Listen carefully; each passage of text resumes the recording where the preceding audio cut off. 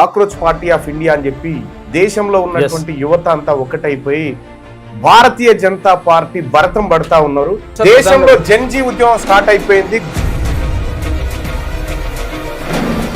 మన దేశంలో మొదలైన ఒక సరికొత్త, కాస్త విచిత్రమైన కానీ ఎవరికీ భయపడని ఒక డిజిటల్ రాజకీయ విప్లవం గురించి మాట్లాడుకోబోతున్నాం. అదే కాక్రోచ్ జనతా పార్టీ, షార్ట్గా చెప్పాలంటే CJP. అరే, ఈ పేరేంటిలా ఉంది అనుకుంటున్నారా?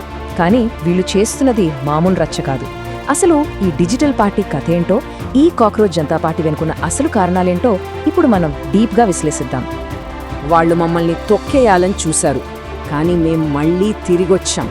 వావ్, వినడానికే చాలా పవర్ఫుల్గా ఉంది కదూ. ఇది వాళ్ళ మెయిన్ మోటో.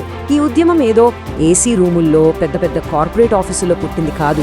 ఉద్యోగాలు లేక, అసలు ఈ వ్యవస్థ మీద నమ్మకమే పోయి యూత్లో పేరుకుపోయిన భయంకరమైన ఆవేదన, కోపం నుంచి పుట్టింది. ఇంటర్నెట్ కల్చర్నే వాళ్ళ ఆయుధంగా మార్చుకుని ఏకంగా ఈ సిస్టమ్ని వాళ్ళు సవాల్ చేస్తున్న తీరు చూస్తే నిజంగానే మైండ్ బ్లాక్ అవుతుంది. సరే, అసలు ఈ పార్టీలో చేరాలంటే అర్హతలేంటో తెలుసా? ఇది చూస్తే మీకు ఖచ్చితంగా నవ్వొస్తుంది. ఫస్ట్ కండిషన్, ఖచ్చితంగా నిరుద్యోగి అయి ఉండాలి. రెండోది, భౌతికంగా బద్ధకస్తులై ఉండాలి. ఇక మూడోది, రోజుకు కనీసం 11 గంటలు ఆన్లైన్లో ఉండాలి. అలాగే వాళ్ల కోపాన్ని ప్రొఫెషనల్గా కక్కగలగాలి. ఏంటి, ఇదంతా ఒక జోక్ లాగా అనిపిస్తోంది కదా? కానీ పాయింట్ ఏంటంటే, సమాజం ఈ రోజుటి యువత మీద వేస్తున్న ముద్రను వాళ్ళు ఇలా సెటైరికల్గా ఒక వెపన్ లాగా వాడుకుంటున్నారు. ఇంకో ఆసక్తికరమైన విషయం ఏంటంటే, వైఫై ఎక్కడ పనిచేస్తే అదే వాళ్ళ హెడ్ క్వార్టర్స్. వీళ్లకు కార్పొరేట్ ఫండ్స్ అంటే ఏంటో కూడా తెలీదు. Zero donors. ఈ డిజిటల్ విప్లవం అంతా కేవలం memes, rap songs, Insta reels వీటి చుట్టూనే నడుస్తోంది.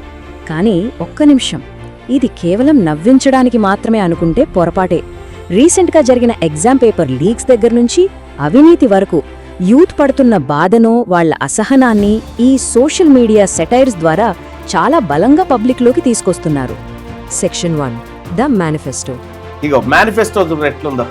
మేనిఫెస్టోలో ఏం పెట్టినంటే, ఒకవేళ కాక్రోచ్ జనతా పార్టీ అధికారంలోకి వస్తే no chief justice shall be granted a Rajya Sabha seat as a post retirement reward. Supreme Court జడ్జిలకు గాని, చీఫ్ జస్టిస్ గాని రాజ్యసభ సీట్లు ఇవ్వము అంటే దీన్ని ఎంత పెద్ద చూడు. అంటే ఇప్పుడు ఏం చేస్తుంది బీజేపీ? దాని లోపల అంతరార్థం చాలా దాగి ఉన్నది. బీజేపీ ఏం చేస్తుందంటే, మీరు తీర్పులు చెప్పురు, మీరు రిటైర్ కాగానే మేము మిమ్మల్ని రాజ్యసభకు తీసుకుంటామని చేస్తా ఉంది కదా. ఇగో ఇక్కడ రాజ్యసభకు గవర్నర్, ఇఫ్ ఎనీ ఆపోజిషన్ ఉన్నటువంటి, ఇప్పుడు ఉట్టిగానే సర్ పెట్టి అన్ని డిలీట్ చేస్తా ఉంది కదా చీఫ్ ఎలక్షన్ కమిషన్ చేస్తున్నటువంటి ఓట్ల డిలీట్ ఉంది ఏదైతే ఉందో, వాళ్ళని చీఫ్ ఎలక్షన్ కమిషన్ నే ఉపా యాక్ట్ కింద అరెస్ట్ చేయాలని చెప్తా ఉంది. ఉపా యాక్ట్ కింద మళ్ళా బయటికి వెళ్లకుండా. ఇది ఓట్లు తొలగించడం అంటే టెర్రరిజం తోటి సమానం అని చెప్తా ఉంది. Women shall be receive 50% reservation, not 33%. Telangana Rajyadhikara Party కూడా అదే చెప్తుంది. 33 కాదు, 50% దక్కాలి మహిళలకు. Without increasing the strength of parliament, additionally 50% of the all cabinet position shall be reserved for women. 32 మంది సుప్రీంకోర్టు జడ్జిలు ఉంటే ఒకే ఒక్క మహిళా జడ్జి ఉంది, నాగరత్నగా. అంతే, మన దగ్గర సీజేగా పనిచేస్తుంది. ఇక 4th పాయింట్ వచ్చేసి, all media houses owned by Ambani and Adani shall have their licences cancel. ఇప్పుడు నేషనల్ మీడియా కంప్లీట్ గా అంబానీ, అదానీ వాళ్ళే ఉన్నారు. వాళ్ళిద్దరు ఎట్లా నరేంద్ర మోడీ, అమిత్ షా ఇద్దరు గుజరాత్ వాళ్ళు అమ్ముతా ఉంటారు, ఇద్దరు గుజరాత్ వాళ్ళు కొంటా ఉంటారు ఈ దేశాన్ని. ఇగో ఈ రకంగా to make a way for truly independent media, bank accounts of godi media anchor shall be investigated. ఎంత పెద్ద ఇప్పుడు ఏది మన బ్యాంక్ అకౌంట్లు ఏవైతే ఉన్నాయో, మోడీ మీడియాని గోది మీడియా అంటారు కదా, NDTV, times now, republic TV, ఇవన్నీ ఉన్నాయి కదా, వీళ్ళ యాంకర్ల బ్యాంక్ అకౌంట్లన్నీ ఇన్వెస్టిగేషన్ చేయాలని చెప్తా ఉన్నాడు. చేస్తామని చెప్తా ఉన్నాడు. Any MLA or MP who defect from one party to another shall be barred from contesting elections and from holding any public officer for a period of 20 years. ఎవడన్నా పార్టీలు మారితే ఇంకా కంటెస్ట్ చేసి ఛాన్సే లేదు, అవకాశం లేదు. ఈ డిజిటల్ మూవ్మెంట్ లోని ఒక కీలకమైన కాన్సెప్ట్ గురించి మాట్లాడుకుందాం. అదే రైట్ టు రీకాల్. మనం ఎన్నుకునే లీడర్ సరిగ్గా పని చేయకపోయినా, అవినీతికి పాల్పడినా, నెక్స్ట్ ఎలక్షన్స్ కోసమో ఒక 5 ఏళ్లు వెయిట్ చేయాల్సిన అవసరం లేదు. మధ్యలోనే అతన్ని పదవి నుంచి దించేసే పవర్ పబ్లిక్కి ఉండాలి. డెమోక్రసీ అంటే 5 ఏళ్లకోసారి ఓటు వేసి ఊరుకోవడం కాదు కదా. రోజు ప్రశ్నించే హక్కు ఉండాలన్నదే ఈ కాన్సెప్ట్ మెయిన్ ఐడియా. అలాగే తెలంగాణ రాజ్యాధికార పార్టీతో వాళ్లకున్న భావజాల సారూప్యతలు.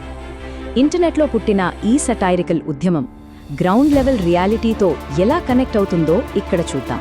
అసలు పాయింట్ ఏంటంటే, ఒకవైపు మన cockroach Janata party social media ద్వారా, మీమ్స్ ద్వారా సిస్టమ్ని సటైరికల్గా ప్రశ్నిస్తుంటే, మరోవైపు ఎగ్జాక్ట్గా అవే పరిష్కారాలను తెలంగాణ రాజ్యాధికార పార్టీ లేదా టీఆర్పీ గ్రౌండ్ లెవెల్లో వెతుకుతోంది. ఎస్సీ, ఎస్టీ, బీసీ, మైనారిటీ మహిళలకు సామాజిక న్యాయం జరగాలని, లోకల్ గవర్నెన్స్ ద్వారా అధికారం ప్రజల చేతుల్లోనే ఉండాలని టీఆర్పీ వాస్తవ రూపంలో ఫైట్ చేస్తోంది. వీళ్ల రూట్స్ వేరైనా కోరుకుంటున్న మార్పు మాత్రం ఒకటే. ఈ రెండు ఉద్యమాల ఫ్యూచర్ విజన్ ఖచ్చితంగా ఒకే చోట కలుస్తోంది. పాలిటిక్స్ అంటే డబ్బు చుట్టూ కాదు, సామాన్యుల చుట్టూ తిరగాలని వీళ్ళు నమ్ముతున్నారు. ఎలక్షన్స్ అప్పుడే కాదు, ప్రతిరోజు అకౌంటబిలిటీ ఉండాలి. అలాగే అన్ని వర్గాలకు సమాన ప్రాతినిధ్యం దక్కాలి. ఈ పాత సిస్టమ్ని భయం లేకుండా ప్రశ్నించాలి. యువతలో రగులుతున్న ఈ ఆవేదన ఇప్పుడు కేవలం ఒక ఇంటర్నెట్ ట్రెండ్ లాగా మిగిలిపోకుండా నిజమైన ప్రజాస్వామ్య అధికారం కావాలన్న ఒక స్ట్రాంగ్ డిమాండ్గా ఎలా మారుతోందో ఇక్కడ మనం స్పష్టంగా చూడొచ్చు. ఎవరు పాలిస్తున్నారు అనేది ఇకపై అసలు ప్రశ్నే కాదు. అసలు ఆ అధికారం ఎవరి కంట్రోల్లో ఉంది అన్నదే మనం అడగాల్సిన ప్రశ్నే. I truly appreciate the spirit behind the Cockroach Janata Party manifesto.